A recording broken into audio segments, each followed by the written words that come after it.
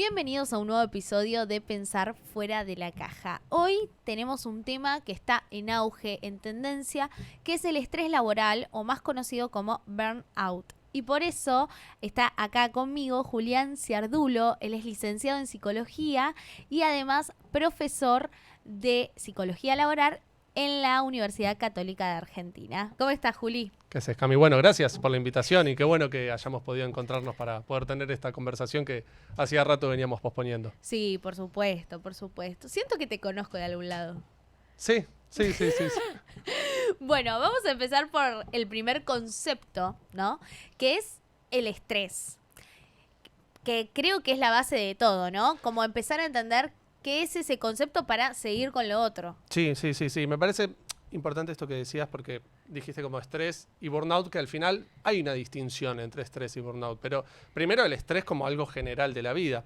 ¿Qué es el estrés? El estrés es esa situación de tensión que se genera entre nosotros y el ambiente y distintas situaciones que de alguna manera nos representan un desafío, nos ponen como en un estado de alerta y nos preparan para enfrentar una situación. Se produce estrés cuando nosotros entendemos que tenemos que afrontar algo, o sea, entendemos consciente o inconscientemente, o sea, cuando una situación se presenta ante nosotros y necesitamos poner de nuestros recursos para afrontarlo. Y ahí te pregunto yo a vos, Sí. ¿vos crees que el estrés es bueno o malo? Neutral. Bien, me gustó la respuesta. ¿Por qué? Y porque en muchas situaciones supongo que nos ayuda a poner ciertos límites. No sé. Ok, sí, puede ir por ese lado. En realidad, siempre existió el estrés y en todas las situaciones hay un poco de estrés, porque siempre que se presenta una situación nueva donde tengamos que poner esos recursos que te mencionaba, es donde vamos a poner nosotros también en juego nuestras capacidades. Y cuando teorizaron sobre el estrés y empezaron a hacer todo el desarrollo, que hoy ya tiene muchos frutos y mucha investigación, se llegó a la conclusión de que hay dos tipos de estrés. El estrés bueno, que es el eustrés, y que es un poco el que te... ¿El qué? Eustrés se llama. Eustrés. Sí, es el estrés como positivo, por así decirlo. Es un tipo de estrés que te ayuda a vos a la hora de afrontar, no sé, algún problema o algún reto, algún desafío, poner tu creatividad, poner tus recursos en pos de lograr el objetivo. Entonces vos te sentís de cierta manera desafiada y así lográs sobreponerte a la situación y salir con más aprendizajes. Entonces, como que incorporás herramientas para poder después lidiar con situaciones de ese estilo. En cambio, después está el distrés, que sería el estrés negativo, o por ahí el estrés que todos conocemos, de el cansancio, del malestar. El que más como que mencionamos. El que todos nos referimos al final cuando Sí. decimos estrés, es el Sí. que nos viene a la cabeza.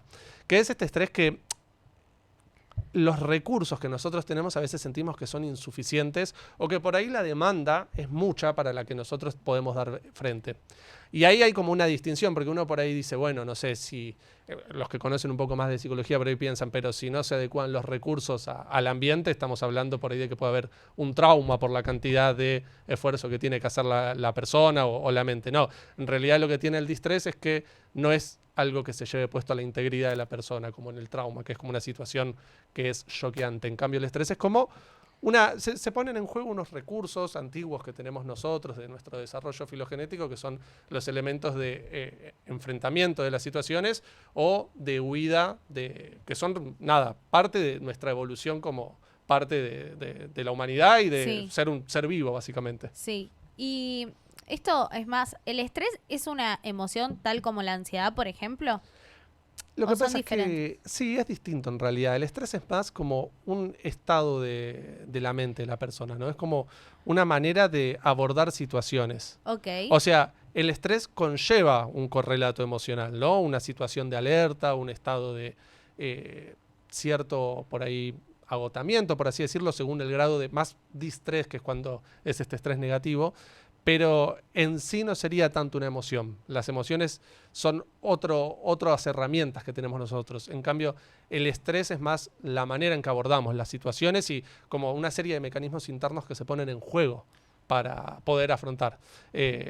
No sé por qué cuando me haces la pregunta me acuerdo un poco de la película Intensamente, ¿no? Que está ansiedad ahora, entonces es como, no creo que sea parte del conjunto. De un personaje. Claro, no podría ser un personaje el estrés. Claro. Porque sí la ansiedad es una reacción que se puede generar por el estrés, ¿no? O sea, es un correlato emocional de algo que le puede estar pasando a la persona. Bien. Y ahora, yendo al tema ya del burnout o del estrés laboral, Sí. ¿cuál es la diferencia? Bueno, o sea, primero para empezar, creo que cuando hablamos de estrés laboral hay que tener en cuenta que el estrés, si bien forma parte de todos los círculos de la vida y que hay distintas situaciones que nos generan estrés, cuando lo adscribimos al ámbito laboral específicamente, estamos hablando de situaciones en el espacio del trabajo que generan la tensión en la persona, pero sobre todo que se ponen en juego recursos e identificaciones. Y acá, por ahí me pongo un poco técnico, pero hay como una diferenciación que es interesante hacer, que es este tema de la identidad de la persona, porque si bien una persona en el general de su vida tiene como una cierta identidad, o sea, todos nos vamos identificando, cuando trabajamos ponemos en juego algo que es un rol, o sea, nos ponemos en un lugar. Vos como entrevistadora es esperable que seas la persona que hace las preguntas, por ejemplo, ¿no? Sí. Y yo soy el que responde. Sí. Entonces, eso hace que la gente que está mirando esto espere cierta interacción entre nosotros, pero que también nos comportemos de cierta manera. Bueno, en un trabajo pasa lo mismo. Si alguien ocupa, no sé, un cargo de contaduría o es jefe o es, no sé, el creativo de la parte de marketing, bueno, se espera que se comporte de cierta manera y que sepa resolver ciertas situaciones. Y ahí es donde entra el tema del estrés, porque en realidad va a estar relacionado con el rol que ocupa una persona y no con la integridad de la persona. Lo que pasa es que para todos en la edad adulta, cuando empezamos a introducirnos al mundo laboral, el trabajo pasa a ser algo casi central en nuestra identidad. Sí. No es todo, pero es algo que ocupa gran parte de quién somos. Muchas veces cuando nos presentamos es como parte de la carta de presentación, tipo, sí, soy Julián y soy psicólogo y trabajo, y bueno, entonces así es como también nosotros un poco lo definimos. Y sí, otra cosa, hablando de estrés laboral y burnout, el burnout en realidad es como un paso siguiente al estrés. Ah, mira. Porque viste que dijimos esto, o sea, el estrés puede ser positivo o negativo, hablamos del estrés negativo, que es el distrés, pero el burnout en realidad ocurre cuando el distrés, o sea, el estrés negativo, se sostiene durante mucho tiempo en una persona que es parte de una organización. Y es un síndrome, o sea que tiene un conjunto de síntomas que ya son identificados y por los cuales nosotros podemos decir que una persona está padeciendo burnout o no, o descartarlo y hablar de otra cosa. Y cuando hablas de tiempo, ¿hay un tiempo por lo menos mínimo? O sea, no hablo de un tiempo estimado como tal, sino que hablo más bien de como un continuo, ¿viste? Una frecuencia. Claro, sí. Okay. Porque en esto el distrés y el burnout se relaciona más como si fuera, ¿viste? Una canilla que gotea. Sí. Bueno, es como poca agua, pero que va cayendo todo el tiempo. Entonces, claro, por ahí vos decís, es poco, pero sostenido en el tiempo fueron 10 litros, por ejemplo. Claro. Es como cuando, no sé, sostenés algo, puede ser un vaso vacío de agua, ¿no? Lo sostenés con la mano así. Pasan 3 minutos y de golpe pesa más que una mancuerna de 10 kilos del gimnasio. Decís, sí. ¿cómo puede ser? Bueno, el tema del burnout es parecido a eso, es ese tipo de sentimiento. Y en realidad hay como 3 características que son las que nos hace dar cuenta de que una persona puede estar teniendo burnout. Una es el cansancio emocional, que es como que la persona siente un agotamiento interno, ¿viste? Es como que siente que ya no tiene para dar, pero a la vez es como que sus emociones son muy negativas. Bueno, negativas no es una palabra que me guste, pero suelen ser como más apatía, más indiferencia. ¿Por qué no te gustan? Y porque hablar de las emociones son emociones, no es la clasificación positiva negativa. No, será para otro podcast que hablemos más de emociones. Me gusta. Sí. Pero las emociones son emociones, en fin, y transmiten cómo nos sentimos y nos informan a nosotros también vivencias internas que estamos experimentando, cumplen un poco esa función. Entonces, bueno, esta persona por ahí puede sentirse más apática, más desanimada, un poco cansada. Después hay otra parte que es la despersonalización y que se vincula un poco también con el cansancio emocional, que es cómo trata a las personas después. O sea, por ahí en su entorno laboral es una persona que está muy irritable, que se le dice algo y responde mal, que nosotros mismos cuando hacemos el análisis, la despersonalización puede ser esto de, no sé, respondí un mail y me di cuenta que lo respondí re mal porque me lo tomé mal aparte, ¿viste? Y por ahí pasan 2 días, lo volvés a leer y decís, che, no era tan así. No digo que esto sea una manera de identificar que tengo burnout, No, pero no, no. digo como una manera de darse cuenta esto, tomarse las cosas tan personales. Sí, o mismo como capaz algún comentario que le haces a algún amigo, che, la verdad me desconozco, o sea, como respondí de esta manera y no soy Sí, de ser así. exactamente, esa es la vivencia. Está buenísimo que lo hayas dicho porque es así, es como de golpe reaccioné muy mal Sí. y yo no suelo sentirme así, o sea, y a la vez como esa sensación de estar molesto Sí. con los demás. Y después hay una última elemento que es como una sensación de vacío y en realidad como de falta de la realización de la persona en el trabajo. Es como que empieza a haber un sinsentido en el ámbito laboral y un descreimiento del trabajo. Entonces, esas tres cosas combinadas de cierta manera generan un círculo vicioso negativo para la persona. Porque claro, si vos llegás, estás cansado emocionalmente, a la vez te empezás a tratar mal con tu entorno y vos no sentís que tenga sentido lo que estás haciendo, puede ser muy negativo para el desarrollo de esa persona y sobre todo si se sigue sosteniendo en el tiempo va empeorando esos síntomas en las vivencias. Y lo que le termina pasando a la persona es que la experiencia que tiene de su vida es como negativa al final, o sea, en el balance total es como, no, sí, porque en el trabajo la verdad que me caen todos mal y estoy cansada de este trabajo, me quiero ir a la mierda, pero también mi jefe no me dice bien qué tengo que hacer. Y ahí hay un montón de elementos que forman parte de esto y de que nos hacen dar cuenta de por qué alguien podría llegar a tener burnout. Y Juli, ¿cómo crees que en estos tiempos, en Sí. este mundo, en donde el multitasking creo que es parte de ya todos los puestos de trabajo, se puede llegar al burnout mucho más fácil? ¿O crees que estamos ya recontra adaptados los humanos para poder soportar todo esto que pasa en el ámbito laboral? Que ojo, quizás hay gente que dice, ay, hay generaciones, Sí. quizás más nuestros padres, nuestros abuelos, como, ay, no se bancan una, la generación de cristal, bla, bla, bla. Pero yo no sé hasta qué punto están así.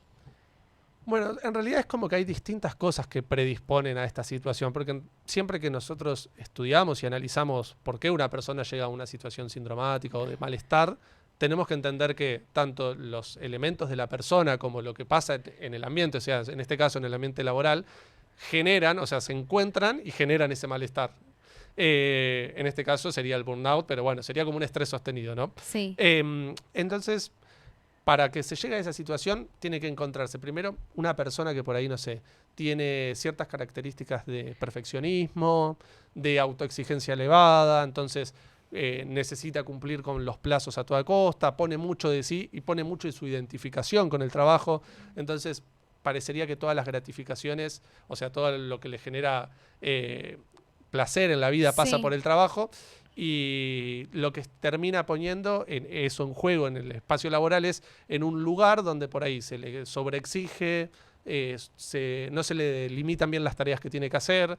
Entonces, más que el multitasking en sí, porque bueno, multitasking puede ser una persona con cierta capacidad, que conozca bien las tareas o con buena diferenciación, pero el problema termina siendo más bien cuando las tareas y las responsabilidades del puesto no están bien delimitadas. Sí. Entonces, por ahí, no sé, una empresa, que es algo que termina pasando porque, viste, no sé, vos trabajás también y uno cuando va a un trabajo, si bien hay un cierto rol que cumple y ciertas responsabilidades y tareas, después está la diaria y terminan pasando cosas. Pero si vos sos la persona... Sí, nunca va a ver, las tareas son las que seguramente escritas tenés que cumplir, Sí. pero siempre hay situaciones que hacen que uno se vaya del rol, por así decirlo, pero creo que eso pasa en todos los trabajos. Sí, totalmente.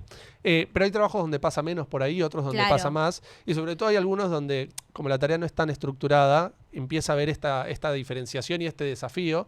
Y sobre todo se encuentra con un tipo de persona que se lo toma por ahí muy personal o que lo hace como muy propio y es como su identidad se pone en juego, parecería, en cómo hace esta tarea.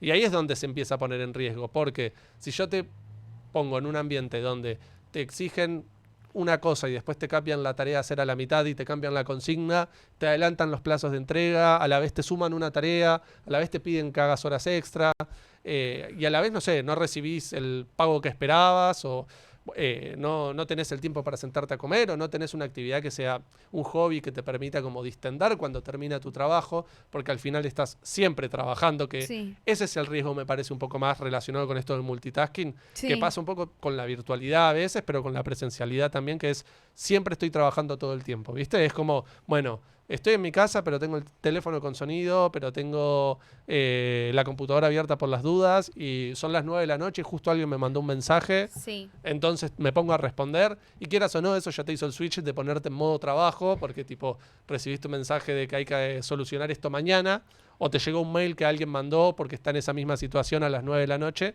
y eso genera un cansancio y un malestar en la Sí. persona. Y tu día al final, ¿qué hiciste? Ah, trabajé. Y cuando hablas también esto del hobby, ¿no? Qué difícil es poder como separar el trabajo de tu identidad, que esto es lo que decís, más cuando te gusta lo que haces. Claro. A ver, que te guste lo que haces no quiere decir que no padezcas el estrés y todo eso, No, ¿no? obvio, obvio, Pero obvio. te gusta y quizás sí le pones más ganas, querés que salga bien y todo eso. Y te es difícil como no identificarte con eso y que tu autoestima no se base en eso. Entonces, digo, ¿cuáles son las pautas que una persona tiene que seguir? Primero para no llegar al burnout, pero también para poder separar un poco la vida laboral de la vida personal, que termina siendo también lo que a uno le da gratificación, qué sé yo, comer con unos amigos, estar con tu pareja mirando una peli, ir a comer un asado con tu familia sin estar pensando en el trabajo. Sí, sí, sí, sí, es súper importante eso y esa aclaración que hiciste porque es verdad, al final, o sea, no es que te pasa el estrés cuando no te gusta tu trabajo, no, el estrés te puede pasar en cualquier situación, o Sí. sea, cualquier persona puede al final padecer estrés laboral o llegar a un nivel de estrés laboral que le genere burnout. Antes de responderte una aclaración, o sea, sí es verdad que hay cierto grupo de personas que por ahí está como más vulnerable a esos niveles de estrés, que son todos los trabajos donde se pone en juego el tema de el apoyo emocional y lo vincular. O sea, mucho de las personas que están en ambientes de salud Sí. y ambientes educativos son los que tienen más riesgo de padecer al final burnout. ¿Por qué? Porque están más tiempo en contacto con las personas, porque tienen que brindar dentro de sus funciones un cierto sostén o contención que en otros trabajos no está presente. Entonces, ahí además se ponen en juego otro tipo de situaciones personales y otro tipo de identificaciones que pueden generar como más malestar. Y que ponen más en juego los recursos de la persona, porque no es lo mismo que se te cierre el Excel con un último guardado hace una hora, que sí, es un montón de trabajo que perdiste, a estar con una persona enfrente y que la persona, no sé, haya atravesado una situación problemática y vos tener que consolarlo. Son dos cosas estresantes, una más en el ámbito por ahí cognitivo, porque vos hiciste un montón de trabajo y genera frustración, y la otra es más emocional y de sostén. Entonces, Claro. las dos son estresantes, pero por ahí cuando hay un tema de sostener a otros y de atender y de estar predispuesto, hay más cansancio. Sí, ni hablar los médicos Los que médicos. ven todos los días situaciones complejas y quizás historias complejas, como Sí. que se les suma no solo la situación física del paciente, sino que también la historia emocional de ese paciente y todo. Sí, sí, un paciente que por ahí, no sé, viene de haber estado 2 meses sin poder recibir un tratamiento, Terrible. que tuvo que esperar un mes un turno, que tuvo dificultades para llegar, médicos, enfermeros, bueno, todo el personal de salud al final, Sí. gente que es de cierta manera vulnerable, y también docentes. Preceptores, los directivos del colegio, o sea, todas las personas que trabajan en esos ambientes, está estudiado que son más, tienen una situación más de riesgo, por así decirlo. Lo cual como que ayuda también a pensar esto que preguntabas vos, ¿viste? Como tomemos conciencia y qué se hace para poder lidiar con este estrés a nivel personal. Yo creo que ahí hay que hacer como una distinción y pensar primero, bueno, ¿qué puedo hacer yo como persona? Y después, ¿qué puede hacer una empresa por sus empleados para que no les pase esto? Si pensamos nosotros como personas, ¿qué podemos hacer para evitar padecer burnout o sobre todo esto, bajar un poco los niveles de estrés y no sentir tanto y generar en realidad buenos hábitos, que es lo que te previene llegar al estrés? Y podemos hablar de distintas cosas. Primero, siempre aconsejo, parte de mi trabajo es dar sustento a empresas cuando hacemos un seguimiento yo trabajo en una consultora que se llama Sistemas RAID, que lo que hace es dar este servicio de atención y de monitoreo a los empleados, y a través de una toma de ciertos test y técnicas desciframos personas que pueden tener cierto riesgo, ¿no? Entonces, lo que trabajamos después, que es parte de mi trabajo, que es en el 1 a 1 con las personas que detectamos como posibles personas con estrés alto o personas en situación de riesgo, es, bueno, ¿qué pautas de tu rutina podemos cambiar para que vos empieces a vivir como con mayor tranquilidad, que empieces a, no sé, tomar ciertas cosas de otra manera, que puedas relajar? Yo algo que aconsejo siempre mucho para las personas y para el estrés es poder hacer una pausa al mediodía para comer tranquilo, que parece que no, pero mucha gente come en el escritorio, mientras está trabajando, mientras está respondiendo un mail, mientras está lidiando con que, no sé, le dijeron que tenía que aprobar este presupuesto una semana antes y que tenía que ver si esta plata se había entregado o no. Entonces, eso es todas cosas que te generan malestar, diálogos que tenés con vos mismo donde te sentís tipo un poco, no sé, basureado o molesto con la situación laboral en sí, y que mientras te estás sintiendo así emocionalmente, vos comés. Entonces, esa comida no la estás procesando de la mejor manera, digo, en disposición emocional. Y no te estás tomando un tiempo para parar tampoco, ¿no? Entonces, algo que hacemos es como, bueno, revisar hábitos de higiene y sueño, poder poner horas donde uno ya se va a dormir, dejar el celular antes de irse a dormir por ahí, no sé, media hora antes, una hora antes, cosa de no tener tanto tiempo de pantalla y poder sentir que el descanso es reparador.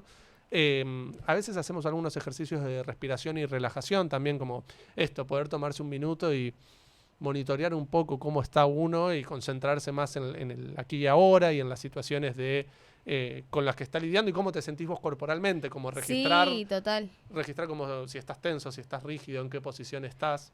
Eso está buenísimo, yo lo recomiendo. Porque posta, tipo, te das cuenta respirando o mismo te mueves un poco el cuerpo y de repente te das cuenta que estás todo así encorvado escribiendo un email. Sí. Más para la gente que hace home office, está bueno el registro del cuerpo. No nos damos cuenta, o sea, son mínimos detalles que no te estás dando cuenta. Sí, total. Y aparte es algo que no es que te está conllevando un esfuerzo o que tiene un marco detrás teórico. No, es tipo respirar, y que cuando respirás tomás conciencia de que estás entrando aire por la nariz y que estás exhalando por la boca después. Y que tipo empezás como a sentir el cuerpo, como a escuchar el cuerpo un poco. Sí. Y después hay otras cosas como más específicas. Por ahí, no sé, poder tener una agenda y planificar, poder empezar a hacer como una lista de urgencias y de... hay algo que en realidad viene del ámbito de la medicina, que es el triage, no sé cómo se pronuncia, pero que es como un término que tienen los médicos para delimitar, bueno, qué paciente necesita ser atendido antes por la prioridad. Claro, que da la prioridad. Entonces, poder hacer ese trabajo de establecer qué prioridad le tenemos que dar a ciertas tareas, qué cosas pueden ocupar un segundo plano.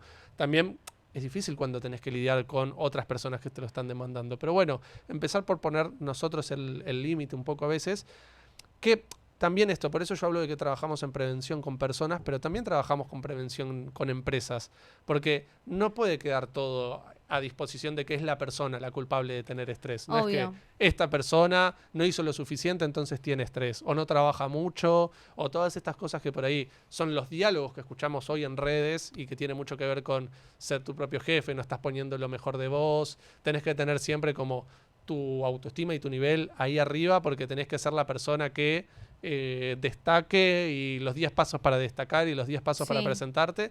Y nos olvidamos de que también la empresa tiene cierta responsabilidad y que hay buenas prácticas que puede tomar una empresa para con sus empleados para poder después vivir por ahí, que ellos tengan una vida más cercana a la salud.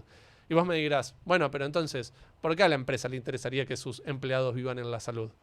Primero, o sea, por una situación de empatía, ideal, sí, porque uno humanos. Claro, son personas que están trabajando, ¿no? Claro. Entonces, que se sientan bien cuando están haciendo su trabajo.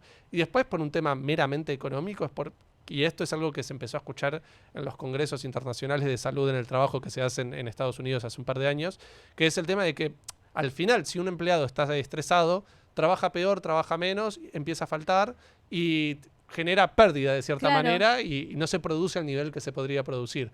Entonces, al final, hasta es un negocio para la empresa pensar en el bienestar de sus empleados antes que pensar solo en que se produzca y ya. Totalmente.